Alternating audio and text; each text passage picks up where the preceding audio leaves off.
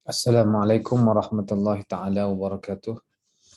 Alhamdulillah wassalatu wassalamu ala Rasulillah wa ala alihi wa sahbihi wa man walah. Amma ba'du. Alhamdulillah, uh, sahabat-sahabat para pelajar KDC. Jadi di sini Ustaz akan menjelaskan tentang pengajaran mikro, di mana anda perlu mengetahui dengan lebih jelas tentang pengajaran mikro. Jadi di dalam Google Classroom, Ustaz ada attachkan satu file ataupun nota ataupun boleh kita katakan sebagai modul yang menjelaskan tentang apakah itu pengajaran mikro dan juga makro. Jadi nota ini adalah lengkap dikeluarkan oleh bahagian pendidikan guru dan kita boleh manfaatkan maklumat yang ada di dalamnya untuk kita mendapat informasi dan input untuk menyediakan kerja kursus nombor 2, iaitu persembahan ataupun pembentangan, yang di mana setiap pelajar dikehendaki untuk membentangkan kaedah pengajaran mikro.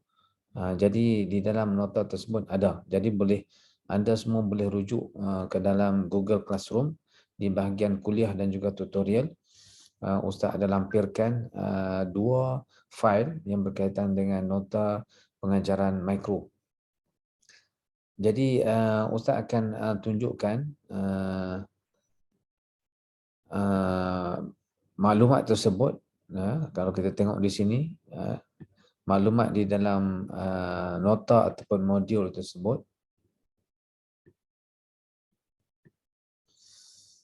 Okey, ini adalah notanya berkaitan dengan pengajaran mikro. Okey, tajuknya kita tengok ke atas. Ini kod kursus dalam cuti lah, KDC. Tajuk dia adalah pengurusan sumber dan pengajaran mikro dan juga makro pendidikan Islam.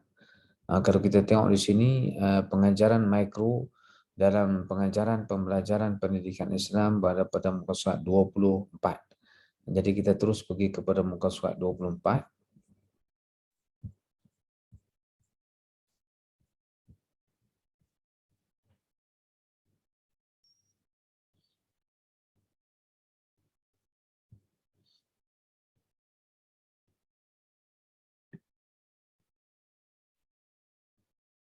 Okey. Apa itu pengajaran mikro? Okey, di sini kita tengok dulu dia punya kerangka bagi tajuk ini, iaitu pengajaran mikro dalam pengajaran dan pembelajaran pendidikan Islam, di mana yang pertama dia membicarakan tentang konsep pengajaran, yang kedua kemahiran, dan yang ketiga ialah perbezaan dengan pengajaran mikro dan juga makro. Tetapi dalam video ini Ustaz akan cerita tentang konsep pengajaran mikro dan juga kemahiran mikro sahaja. Okey, kita melihat apakah pengajaran mikro? Pengajaran mikro adalah suatu teknik pengajaran dan pembelajaran yang dilakukan dalam masa di antara 5 sehingga 15 minit untuk mengajar sesuatu kemahiran bagi sekumpulan pelajar. Jumlah pelajar biasanya antara 10 sehingga 15 orang sahaja. Pengajaran mikro bertujuan membina kemahiran guru berkaitan dengan aktiviti pengajaran dan pembelajaran di dalam bilik darjah. Okey, jadi pengajaran mikro ini dia adalah dilakukan di dalam kumpulan yang kecil, dilakukan di dalam kumpulan yang kecil, di mana di dalam pengajaran tersebut kita hanya fokus kepada satu kemahiran sahaja. Satu kemahiran saja di antara kemahiran-kemahiran yang ada di dalam satu sesi pengajaran, pengajaran keseluruhan, seperti mana yang Ustaz sebutkan sebelum ini. Jadi di antara teknik ataupun kemahiran-kemahiran yang ada di dalam pengajaran mikro ini, seperti mana yang dijelaskan di sini, iaitu kemahiran sains induksi. Bagaimana kita nak melaksanakan sains induksi. Jadi di dalam micro teaching, kita hanya fokus kepada pengajaran sains induksi sahaja. Ataupun yang kedua ialah kemahiran penyoalan. Bagaimana kita nak menyoal, kaedah persoalan, soalan terbuka ataupun soalan tertutup. bagaimana kita nak reaksi untuk kita menarik minat pelajar menjawab soalan kita. Jadi ini juga perlu kepada kemahiran. Jadi fokus kepada satu kemahiran, kemahiran penyoalan. Ataupun variasi rangsangan. Bagaimana kita merangsang murid-murid ini supaya terlibat di dalam pengajaran dan pembelajaran kita. Apakah kaedah variasinya? Kepelbagaian rangsangan itu. Jadi kita boleh praktikkan di dalam pengajaran mikro ini kepelbagaian rangsangan itu. Rangsangan yang sesuai, rangsangan yang munasabah, dan rangsangan yang paling berkesan untuk kita menarik pelajar ataupun murid menyertai pengajaran dan pembelajaran. Lepas tu kemahiran penerangan. Bagaimana kita nak menerang. Kaedah menerang macam mana. Dia ada induktif dengan didaktif dan sebagainya. Ilustrasi ataupun alat bantu mengajar. Maksudnya kemahiran menggunakan alat bantu mengajar. Contohnya alat bantu mengajar papan putih. Bagaimana penggunaan papan putih yang berkesan, yang terbaik. Iaitu kita fokus kepada itu saja. Lepas tu pengurusan kelas. Bagaimana kita nak menguruskan kelas. Menguruskan kelas apa maksud? Maksudnya supaya kita dapat mengawal kelas. Menguruskan kelas bukan bermaksud kita mencantikkan kelas, mengemaskan kelas, tidak. Tetapi pengurusan kelas ini adalah bagaimana kita, aktiviti yang kita laksanakan untuk supaya kelas pelajar dapat mengikuti pelajaran kita dan kita dapat mengawal pelajar-pelajar di dalam kelas itu dengan baik.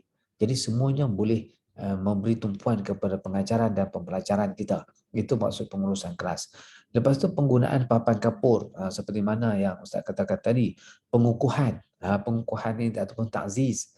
Cara-cara kita nak mengukuhkan jawapan-jawapan yang diberikan ataupun kata-kata kata motivasi, kata-kata sokongan kepada murid-murid tersebut. Dan yang terakhir ialah kemahiran penutup. Ini di antara kemahiran-kemahiran yang boleh kita fokus di dalam pengajaran mikro. Dan semua kemahiran ini akan digunakan di dalam pengajaran makro. Makro maksudnya pengajaran yang kita buat secara keseluruhan, sempurna daripada awal sehingga akhir, daripada set induksi sehingga kepada penutupan. Tetapi kalau pengajaran mikro kita fokus kepada kemahiran-kemahiran tertentu sahaja dan kita bincangkan kemahiran tersebut supaya kita dapat memahami kemahiran itu dengan jelas dan boleh kita praktikkan ketika kita mengajar secara keseluruhan, iaitu pengajaran makro. Okey, jadi Ustaz harap dari segi konsep itu boleh faham. Okey, selepas ini kita tengok pula kepada setiap ini faedah mungkin anda boleh baca sendiri. Okey, ini di antara kaedah untuk kita memulakan ataupun melaksanakan pengajaran mikro itu. Yang pertama merancang. Okey, kita merancang apa yang kita nak ajar, kemahiran apa yang kita nak ajar. Yang kedua, kita terus pergi mengajar. Okey, praktikkan dalam pengajaran. Lepas pada setiap pengajaran itu mesti ada ulasan. Ulasan ini maksudnya perbincangan. Perbincangan di antara guru tersebut dengan murid-murid ataupun dengan pensyarah supaya kita dapat menilai pengajaran mikro yang dibuat itu adakah dia memenuhi ciri-ciri yang sepatutnya ataupun perlu diperbaiki dan sebagainya. Itu adalah bahagian ulasan. Lepas itu dia merancang semula berdasarkan kepada perbincangan tersebut. Lepas itu mengajar semula dan barulah lepas itulah sekali kita buat postmortem semula. Itu di antara langkah. Sebab apa? Sebab tujuannya ialah untuk pembelajaran.